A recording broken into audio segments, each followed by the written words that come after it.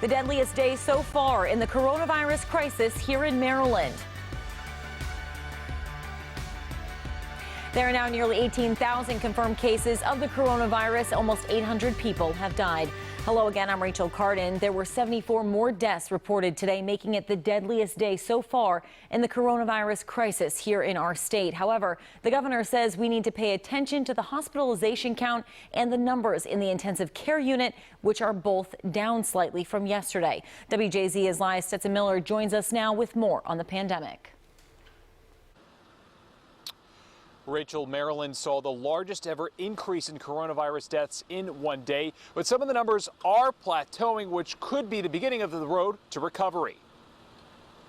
A grim milestone for Maryland in the coronavirus pandemic. The deadliest day so far, with 74 deaths reported in the last 24 hours. Now nearly 800 people have died from the virus in the state, and the total number of positive cases is approaching 18,000.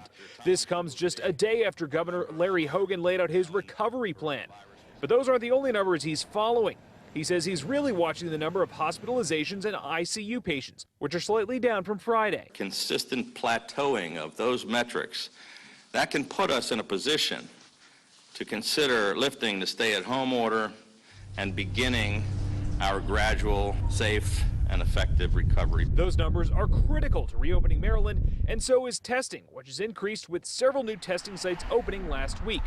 Another piece of the recovery is what's called contact tracing. One of these old-fashioned methods that public health have been using for decades to investigate disease and help persons who have infectious diseases prevent transmission. Howard County Health Officer Dr. Mara Rossman says the way contact tracing works is local health officials reach out to people who have come in contact with a positive COVID patient to prevent the spread of the virus.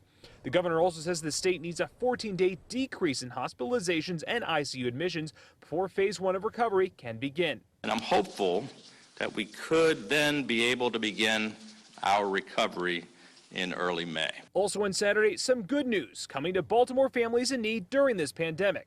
Celebrity chef Jose Andres began to give out fresh, free meals at Camden Yards to feed hungry residents in vulnerable communities. We need to make sure that next to the health crisis, that we don't have a humanitarian crisis. And those meals will be distributed every Saturday at Camden Yards. We're live in Federal Hill. Stetson Miller for WJZ.